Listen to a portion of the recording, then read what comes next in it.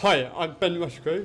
I competed in the T36 100 metres and 200 metres in London, and I came away with a bronze medal in the 200 metres. When you're approaching a challenge, it's really important to try and break it down into its little bits. There's no point in trying to look at it as the whole thing, you know. It's a bit like when you're climbing Everest. When you're climbing Everest, you know, you start at the foothills and you work your way up, and then you get to base camp, and then when you get to base camp, then you've got to look on the map and figure out how you're going to summit. And you know, lots of people attempt to summit Everest and never manage it, but the point is that they've attempted it. And you know, it's better to do something, attempt something and fail than it is never to do it in the first place. My sister said to me the other day, you know, it's better to try something than it is not to try something. You know, it's better to try something than live with a regret of not trying.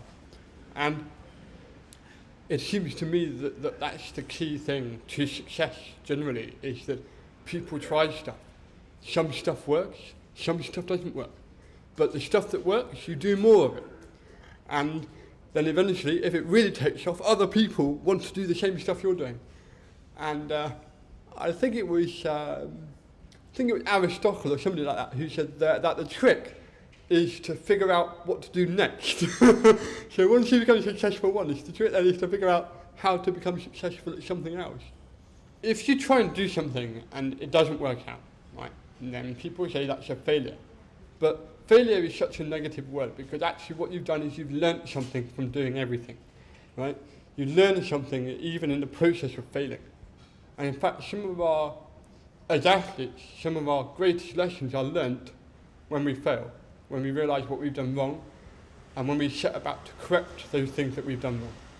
And I think really my kind of top tip about failure is that, coming from my coach basically, we have a rule in our training group which is called the 1 hour rule. And the rule is that you can only ever dwell on something for 1 hour after the event.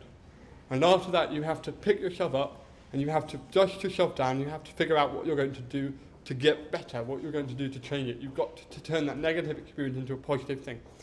And some of the greatest athletes on the planet have managed to do that time and time again, and that's what's made them successful.